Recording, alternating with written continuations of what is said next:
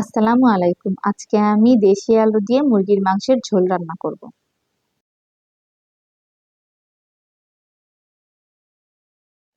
এখানে একটা মুরগি আমি কেটে ধুয়ে পরিষ্কার করে রেখেছি।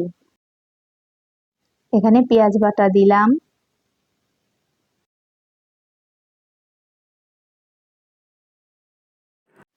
চার পাঁচটা আমি এলাচ দিলাম।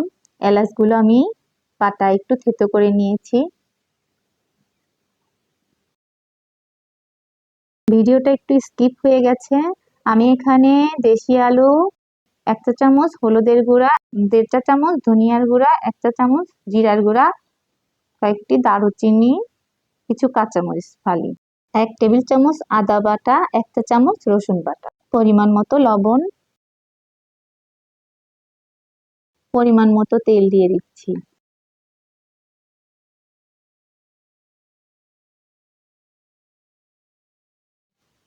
দুটো তেজপাতা দিয়েছি।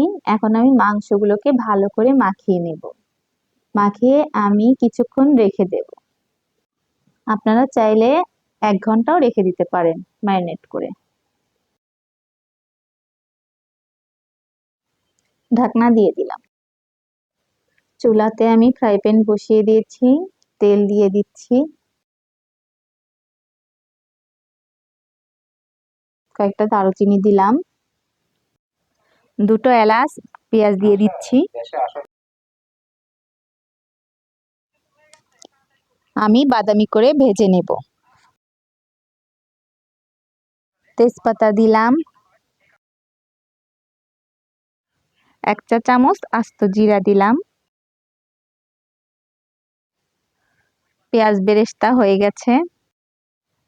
মাংসটা চুলাতে বসিয়ে দিয়েছি। 10 মিনিটের জন্য আমি ঢাকনা দিলাম। 10 মিনিট হয়ে গেছে, আমি ঢাকনা খুলে একটু নাড়াচাড়া করে দিব। আবার ঢাকনা দিয়ে আমি ঢেকে দিলাম কিছুক্ষণের জন্য।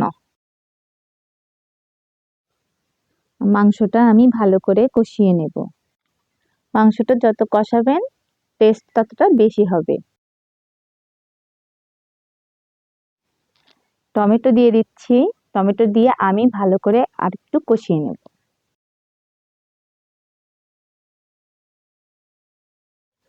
আমার মাংস কষানো হয়ে গেছে। আমি এখন পানি দিয়ে দিচ্ছি।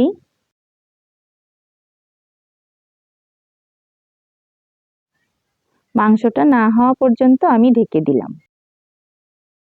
আমার মাংসটা হয়ে গেছে প্রায়। আমি আগে থেকে যে পেঁয়াজ বেরেস্তাটা করে রেখেছিলাম সেটা পাটায় পিষে নিয়েছি, এখন দিয়ে দিচ্ছি।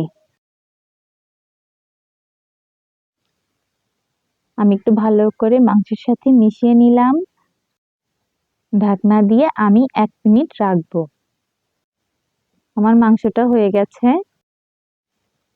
দেখুন আমার মাংসটা কত সুন্দর হয়েছে, খেতেও টেস্টি হয়েছে। এভাবে একবার হলেও রান্না করে খাবেন। আল্লাহ হাফেজ।